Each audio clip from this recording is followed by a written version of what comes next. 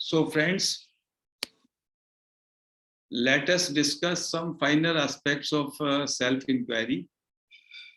This self-inquiry practice जो कि महर्षि रमन ने साधना का सब में अच्छा तरीका बताया, direct path for self realisation, उसमें ये जर्नी माइंड से हार्ट की है, हेड से हार्ट की है। एज ए थिंकिंग पर्सन हम लोग हमेशा विचारों में रहते हैं, और विचारों में रहते हैं हमारा ब्रेन और हमारा माइंड वही कार्य करता है। I consider my self as a body, and what is body? Body is a projection of mind, इसलिए कहते हैं बॉडी माइंड में है। And mind is a poor reflection of self, mind is a poor reflection of consciousness. And then हम सोचते हैं कि consciousness हमारे हार्ट में है। तो एक बार महर्षि ने कहा कि पूरी body that is a projection of mind, and mind is a poor reflection of consciousness, and we consider consciousness is staying somewhere in a tiny physical part. तो ऐसा कैसे हो सकता है? इतनी बड़ी चीज माइंड जिसका एक पुअर रिफ्लेक्शन है, माइंड उसकी केवल एक किरण है, और बॉडी जो है वो माइंड का प्रोजेक्शन है, और हम सोचते हैं इस बॉडी के अंदर वो है। तो केवल ये साधना की दृष्टि से हमको बस ये देखना है कि आई कहाँ से उठ रहा है, अदरवाइज उसका कोई फिजिकल, हमारे फिजिकल बॉडी में कोई ऐसा स्थान नहीं है और ना हो सकता है। लेकिन जिस स्पिरिचुअल हार्ट की महर्षि रमन ने बात की, वो सेंटर ऑफ कॉन्शियसनेस की बात कह रहे हैं। That is the core of your being, that is the centre of entire consciousness.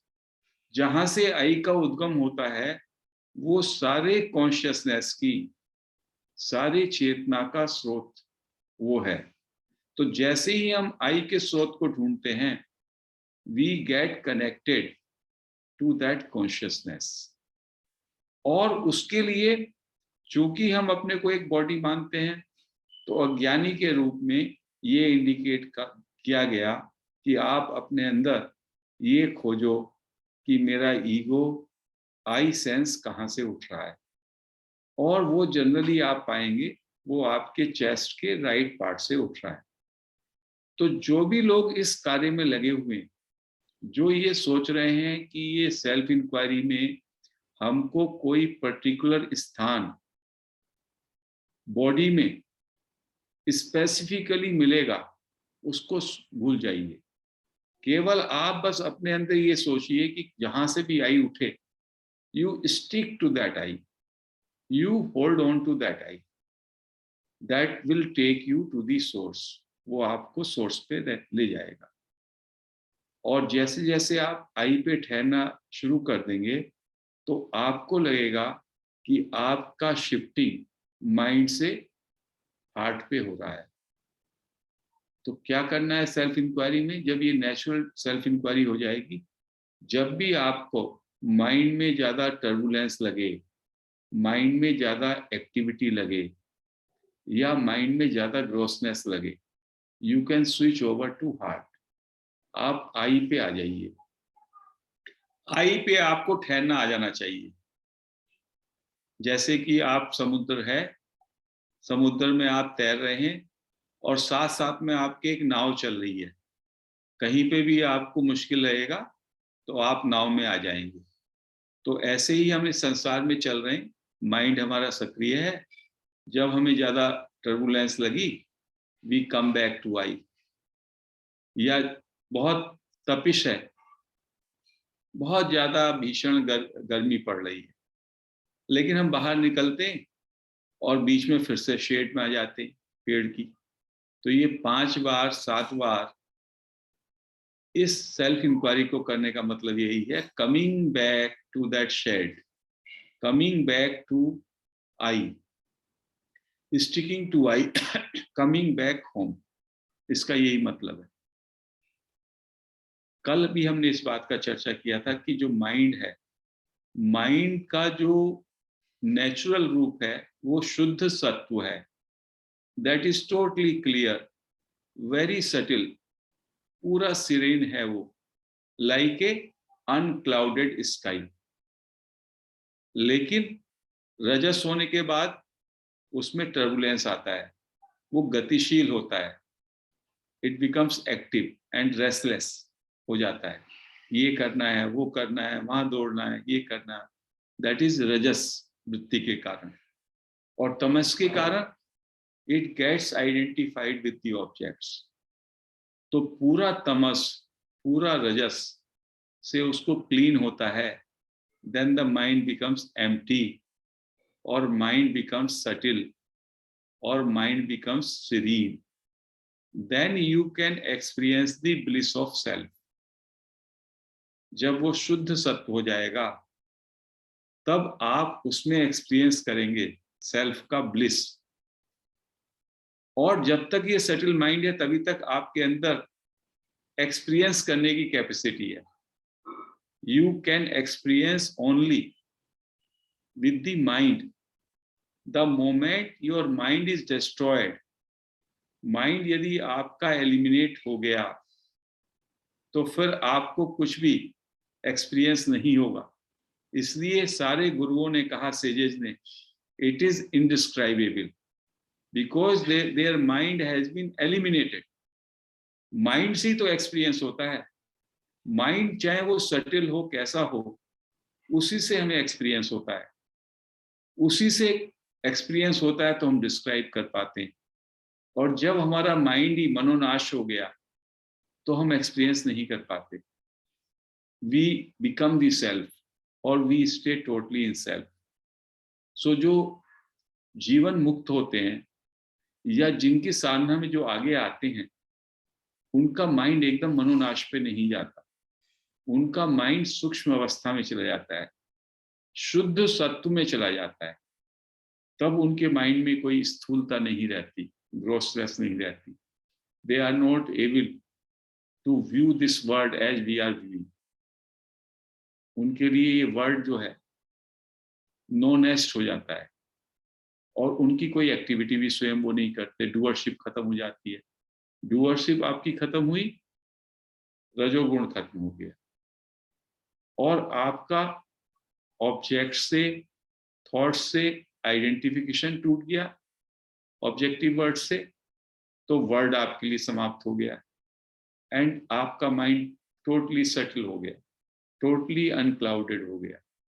और उस अनक्लाउडेड माइंड में there is a total peace, there is a total silence, there is a total bliss. So it's a long journey. Self inquiry is a long journey. जब आपकी सारी desires, जब आपकी सारी वासनाओं का, सारी प्रोपेंसिटीज ऑफ माइंड में जो भी कुछ भरा है, वो सारी क्लीन हो जाएंगी, and you can stay at I और आई एम। टिल देन आपको बार बार इस प्रैक्टिस को जारी रखना होगा। संतोष की बात यह है कि धीमे धीमे जैसे जैसे हम ये सेल्फ इंक्वायरी करेंगे, हमको अपने अंदर आई पे ठहरना आ जाएगा। वी कैन स्टे एट आई। जब आपको आई पे ठहरना आ गया, ये बहुत बड़ी उपलब्धि है, और इसके लिए कोई डेस्परेट नहीं होना है।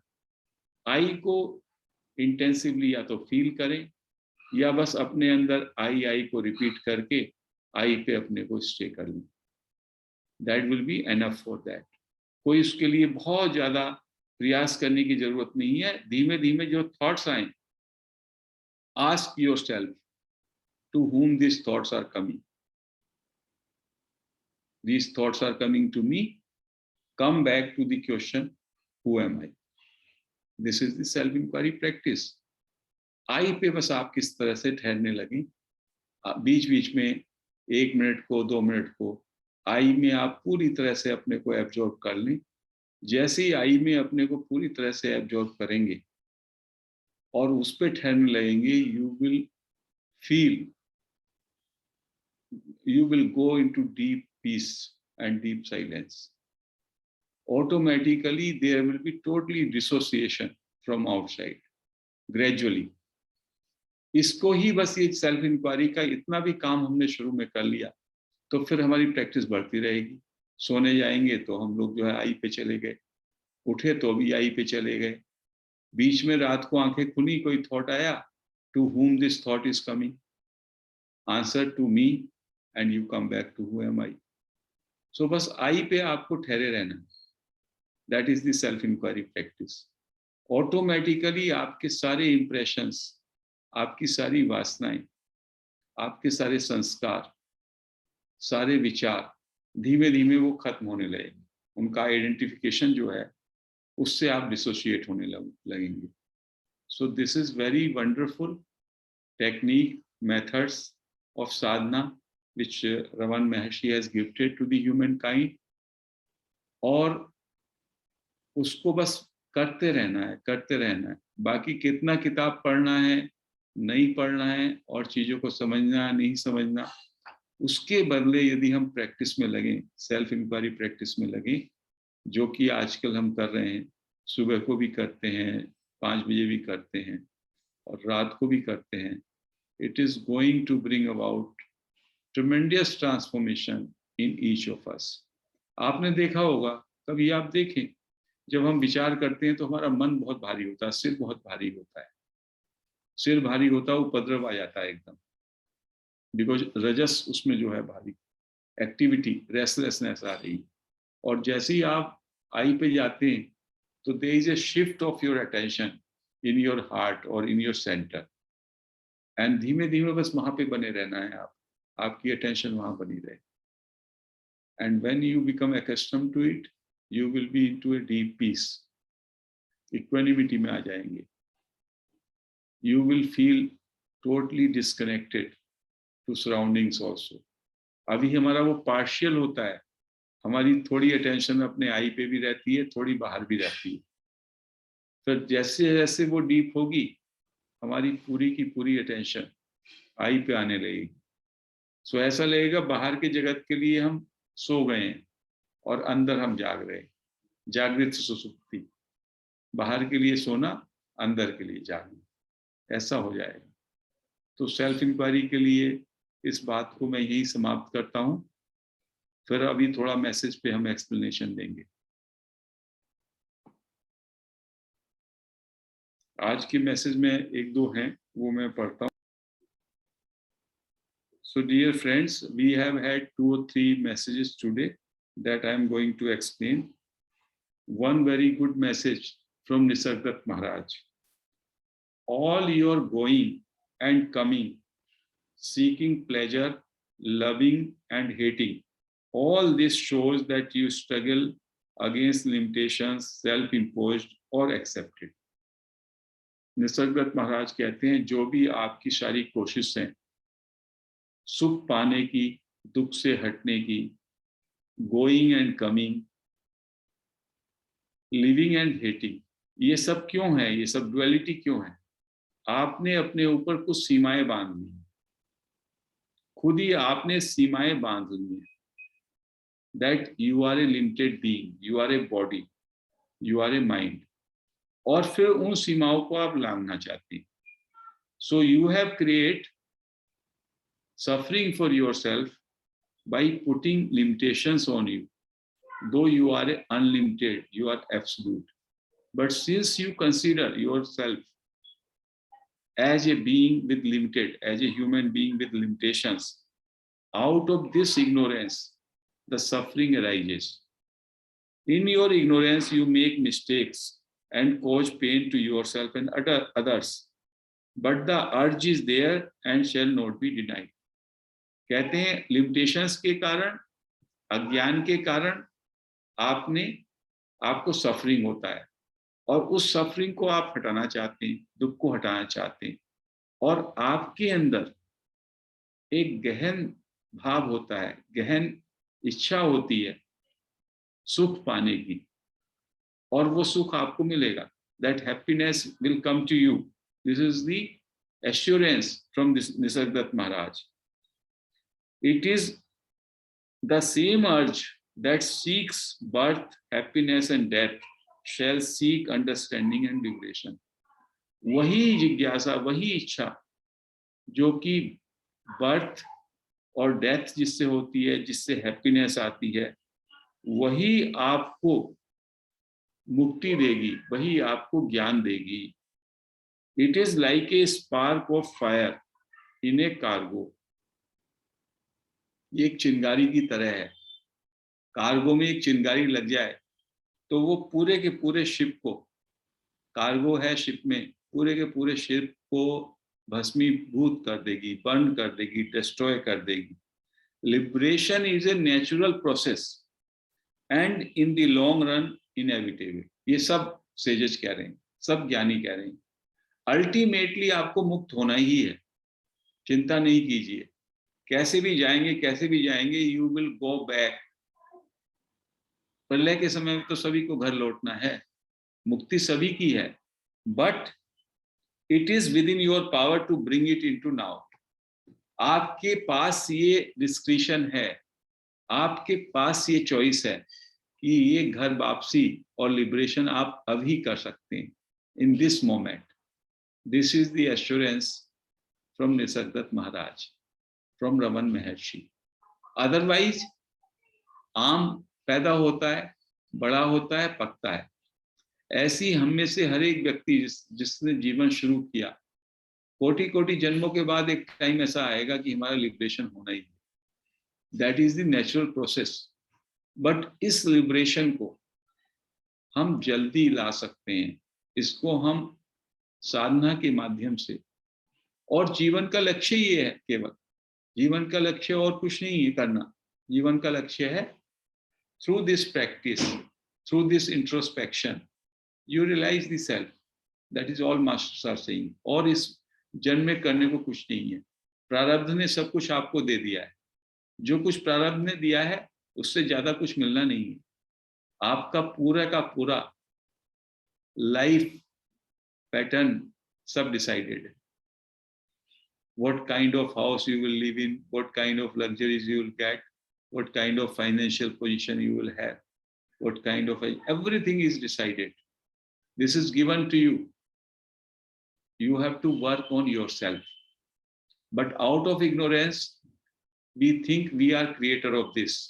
If we do not do like this, we will not get this home, we will not get this kind of facilities. Because of personal doership, we create that ignorance. And our entire life, मेरा पूरा जीवन इन साधन सामग्री में, परिवार के भरण पोषण में निकल जाता है. जबकि प्रारब्ध में जो मेरे प्रारब्ध कर्मा है, उन्होंने ऑलरेडी नियत कर दिया है कि मेरा जीवन कैसे होना है.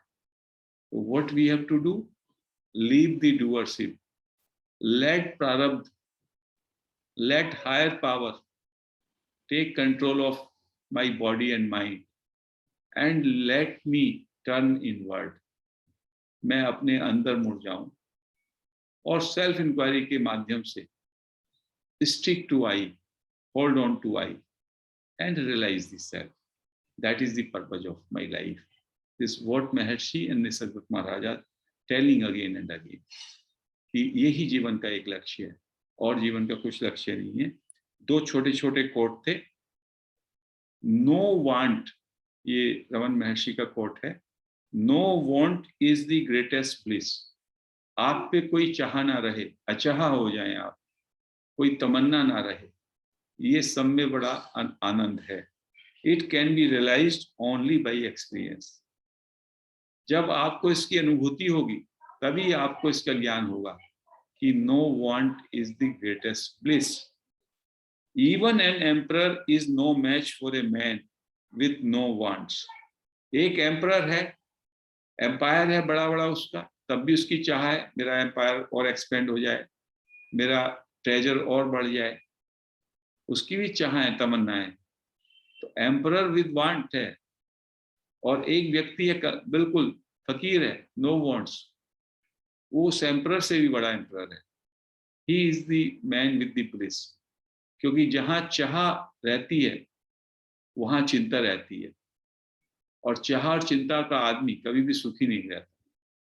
देयर इज चाह से टोटल डिस्कनेक्ट है ब्लिस का, या वो विपरीत है।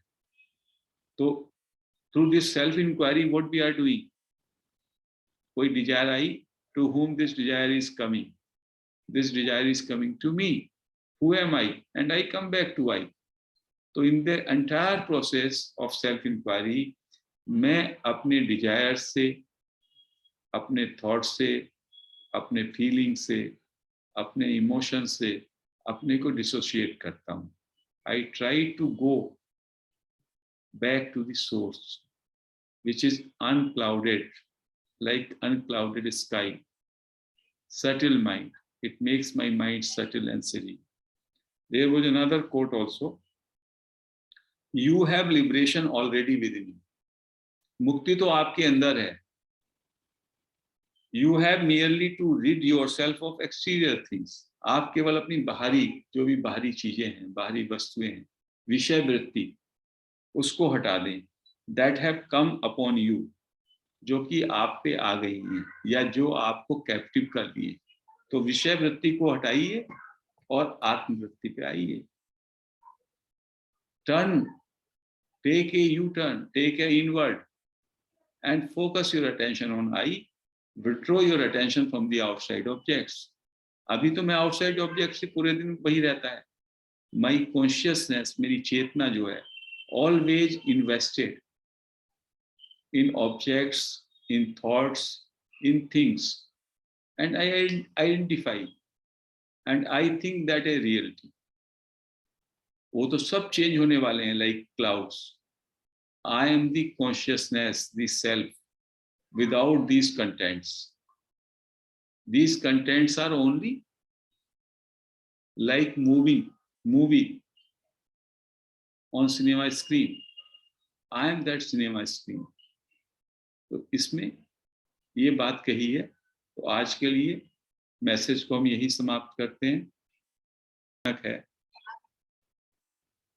सो उसमें ऐसा था कि कबीर जो है वो एक तो राम का भजन करते थे और दूसरा कोई भी उनके घर पे आए तो वो वापस नहीं जाता था, उसको खाना खिलाया ही जाता था. तो एक दिन बहुत बड़े ग्रुप ऑफ सत्संगी भाई आ गए कहीं से उनके घर पे, और उनके घर पे खाना ही नहीं था, प्रोविजन नहीं था. पता चला उन्हें वो आने वाले और सुबह को भी खाना दिया जाएगा और रात को भी खाना बनाना होगा जो भी. तो उन्होंने कहा कि अब क्या करें क्या करें. तो उन्होंने कहा, उन्होंने और उनके बेटे कमाल ने, कि ऐसा है वो सेठ की दुकान है और सेठ की दुकान में सेठ तो देगा नहीं. सेठ जो है आपको उधार में तो प्रोविजन देगा नहीं, और हम अपने सत्संगी भाइयों को बिना खिलाए तो जाने नहीं दे सकते. राम नाम वाले जितने भी हैं उनको तो खाना खिलाना है. तो दोनों ने ये डिसाइड किया कि जब उसका दुकान बंद हो जाए तो उसमें सेंध लगाई जाए, उसमें चोरी की जाए. तो कबीर साहब भी और उनका लड़का कमाल भी दोनों घुस गए दुकान में. उन्होंने सेंध लगाया एक बीच में. सेंध का मतलब होता है एक होल बनाया, उसमें घुस गए और जो भी प्रोविजन चाहिए था जितना, उसको निकाल लिया. और निकाल के कबीर साहब तो बाहर आ गए, और जो कमाल है उनका सिर ही बाहर आया उसमें से, और इसी बीच में आंखें खुल गई. तो सब हड़बड़ा के उठ गए, वो सेठ की दुकान के जो भी थे. तो अब कमाल ने कहा कि आपको तो वो उन लोगों को, जो भी लोग आए हुए भक्तगण, उनको खाना खिलाना, तो आप ऐसा करो कि मेरा सिर काट दो, क्योंकि सिर से ही पता चलता है कि कौन क्या व्यक्ति है. तो कबीर ने कहा जैसी राम जी की मर्जी. तो उन्होंने उसका सिर काट दिया, और बाकी उसका जो धड़ है वो तो अंदर ही रह गया. और उसके बाद जो है सिर को वो ले गए, और सिर को उन्होंने रख दिया ऐसी, और उसके बाद भूल गए, और उनका फिर खाना वाना बनाया और खाना वाना खिलाया. उस सेठ ने शिकायत की राजा से कि देखो कोई व्यक्ति आया और उसने मेरा सामान भी ले गया, लेकिन धड़ से कुछ पता नहीं चलता, धड़ से कुछ पता नहीं चलता, वो तो सिर से ही पता चलता है कौन है।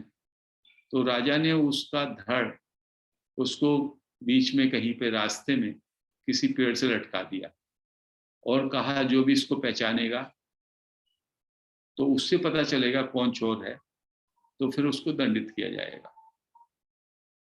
जो ये लोग आए थे कबीर साहब के यहाँ रात को ठहरे और सुबह वो राम नाम का भजन करते हुए निकले, और जब वो निकल करके प्रोसेशन जा रहा था तो कबीर साहब ने देखा कि वो तो सामने धड़ उसका लटक रहा है, और जैसे ही राम का भजन करते हुए वो आगे निकले तो उसका कमाल का भी जो धड़ था वो हाथ जोड़ करके जो है कीर्तन करने लगा। मुंह तो नहीं था बट वो कीर्तन करने लगा। तो ये स्क्रिप्चर में रमन महर्षि ने कहीं बोला कि the real centre of life और I is in the heart not in the head. इसलिए बहुत बार आप देखेंगे रणभूमि में भी बहुत सारे जो रणवीर होते थे, जो सैनिक होते थे, उनके सिर कट जाते थे और तभी भी घंटे घंटे वो तलवार चलाते रहते थे। सो दिस स्क्रिप्चर में रमन महर्षि ने कहीं इस चीज को एक्सप्लेन किया कि your real source of life and real source of I is in the heart not in the head. In that context it was explain. खैर बाद में तो वो फिर से जो है पूरा जीवित हो गया वगैरह वगैरह जो भी बातें रही, but the context in which we were explaining that the real center of consciousness, real center from where the life emerges is the heart, not the head. So this was a small story.